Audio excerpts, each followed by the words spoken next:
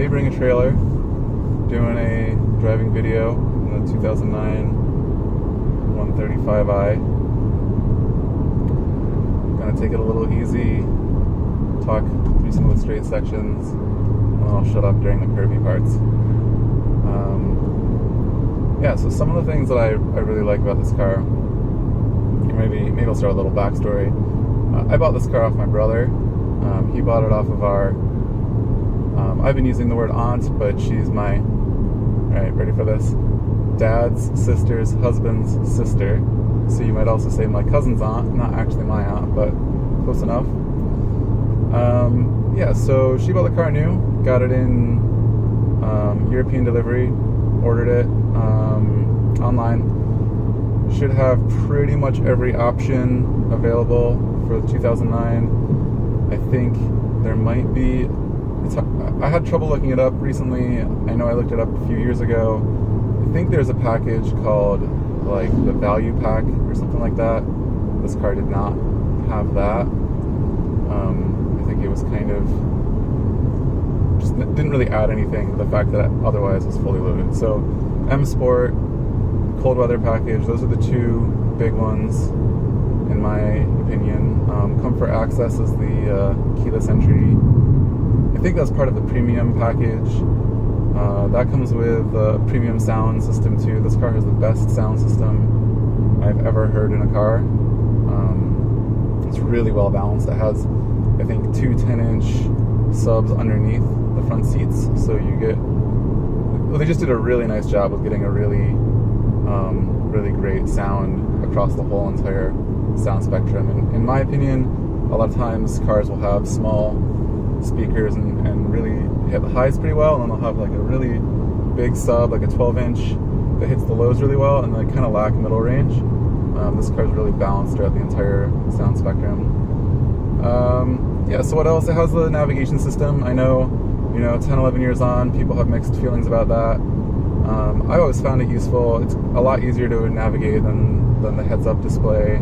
Well, I guess I shouldn't say heads-up display. This car does not have a heads-up display, but it has a little information screen on the gauge cluster.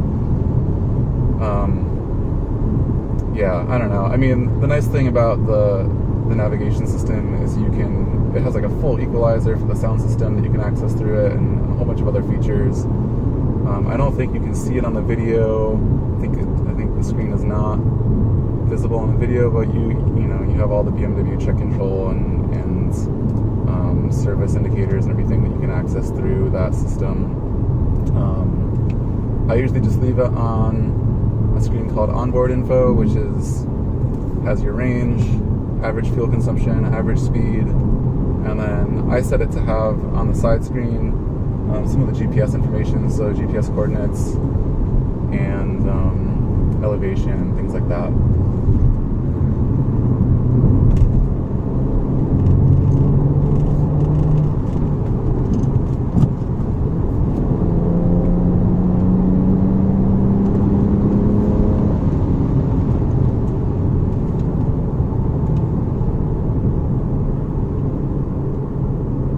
Border control checkpoint right here. I'm driving down by Mexican border here in San Diego.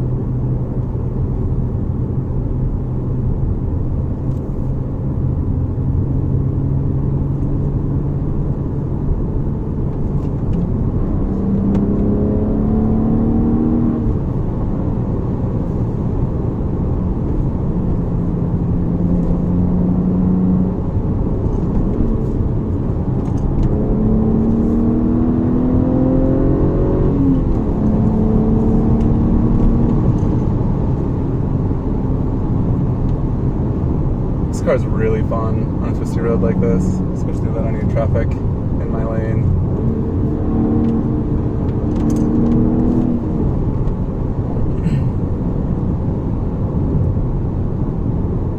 The 135i came with pretty much exactly 300 horsepower, right around there. And one thing I think you get with the turbo motor that you don't get with some of the naturally aspirated motors is you just get power everywhere.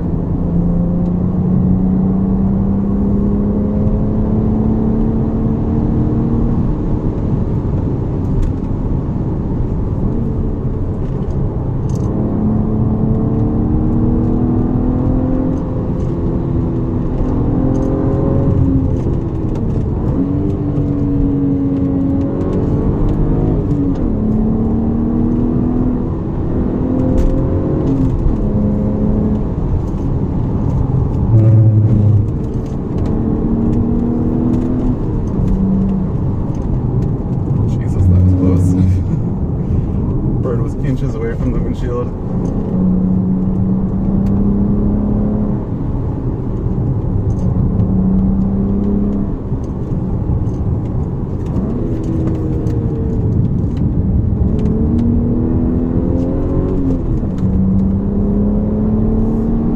Had traction control on. I just turned it off.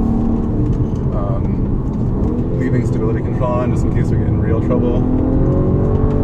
But I find that the traction control in this car really affects the way the engine drives.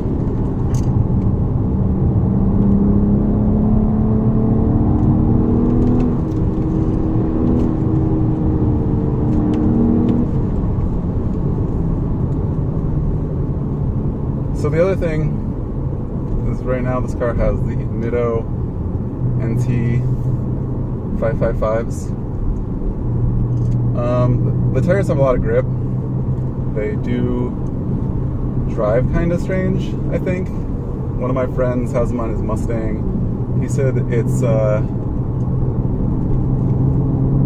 he described it as not confidence inspiring. I would describe it as they assume a pretty high slip angle.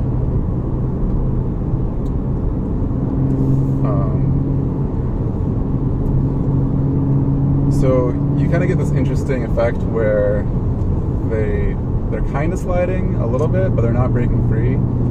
The other thing is, and I haven't noticed it on this drive really, but they can be kind of loud.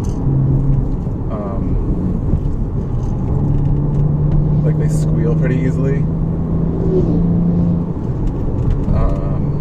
Maybe I'll try to just like throw it into a corner. Well, like I said, they have a lot of grip.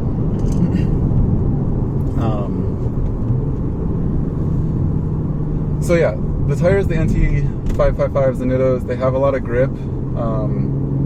They do, and in a lot of ways it's a good thing. They sort of start to slide before they're breaking free. Like I was saying, they really start to, it almost feels like the car is drifting, but it's not. It's not actually breaking free. It's not actually sliding.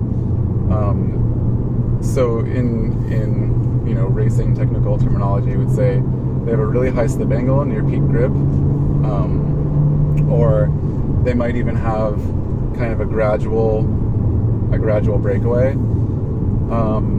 It's kind of nice on the street, actually, because you have tons of warning before you lose grip, and they have lots of grip, so you really feel like the car is sliding before it's ever going to give up. The other thing is, it seems to get worse as the tires warm up. Probably at this point in the drive, the tires are starting to get up to temperature. They're you know, they're street tires, so they're going to take a while to warm up. They're going to have a pretty high temperature threshold. But obviously, you know, you can change them out. They've got, I think, 6,000 miles on them now. So, yeah, I mean, this car just is amazing on the street. I think, you know, 300 horsepower is the perfect amount of power for a twisty road. I don't really understand the modern fascination with very high horsepower cars. I know that, you know, technology and turbocharging has really made it possible and made a lot of cars have lots of horsepower, right? But I don't get it. I mean, you know, this car hits like, you know, you can go really fast on a tight road in this car, and you know, it's like at a certain point the horsepower, I think, just gets scary, right? It's not fun, it's not thrilling, it's kind of scary if you're not on a track. You can't really use it on the street. So I personally like a car with a little bit less horsepower. This car's a really great balance, right? So it is a little bit probably higher horsepower than I might otherwise want, but it's also a little bit heavier, right? This is pretty much a luxury car. It is kind of the BMW entry level car, but I mean, this one's fully loaded, so it's got leather everywhere, heated seats pounds, like I said earlier, and so it's, I think 3,600 pounds. So it is pulling around a lot of weight, but it's got the engine to make up for it. And the handling is phenomenal. You wouldn't guess that this car is as heavy as it is. You know, this is a little bit smaller than the 3 Series. Actually had an E30 a long time ago. I still technically own it, but it needs some love to get back into running shape. But to me, this is a really great follow-on to the E30. It's you know, similarly sized. I'm actually not sure about the dimensions, but it feels similarly sized. But it just has a lot of modern amenities. You know, you can plug your phone into it and listen through the stereo. One of the quirks of this car is that it has Bluetooth for phone function, but it doesn't have Bluetooth for the stereo, so you got to plug it in. You know, it's got all kind of modern stuff. Great AC, navigation, stuff like that. So one of the things I was trying to say earlier, probably shouldn't have been trying to talk while on the twisty section of the road, is I find when you're pushing the car on a curvy road, the traction control tends to kick in really noticeably, and what it does is it just limits your power. And I don't know if they changed the throttle mapping at all, but it feels to me like this engine comes alive when you turn off traction control. This car has 3 modes. It has everything's on. I don't know if you can see it in the video, but right now I just turned the DTC off, so it's got traction control and stability control. And if you push the DTC button just once, it turns off traction control but keeps stability control on. That's probably my favorite setting for street driving, because you still have the electronic safety net there if you happen to, I mean, essentially if you lose control of the car. It comes on really late, so it's really only if you're sliding. And then you can actually push and hold the button for 3 seconds, and it turns it off completely. So now we have no traction control, no stability control. The only I would say driver assist that's still functioning is ABS, which you just can't turn off, and I'm pretty sure that's a legal thing. You can't turn it off in any modern car. So like I said, I like to keep it in stability control on and traction control off for kind of modern or twisty road driving. Sometimes it's fun to turn them both off if you're, you know, really comfortable, confident on the particular road that you're on.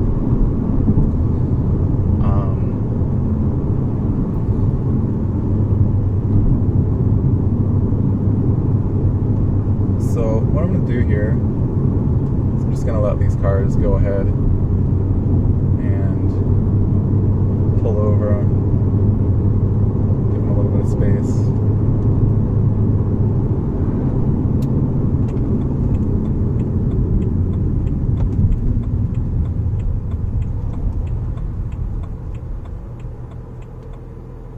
So while we're waiting for the you know, let's call it lap traffic to go through, let's talk about for a minute why I'm getting rid of this car. So I really, really love this car. It's been a joy to own. I bought it off my brother. Wasn't really in the market for a new car, but he wanted to get rid of it, so I was more than happy to take it off his hands. This is a car that I've thought about owning for a few years before that.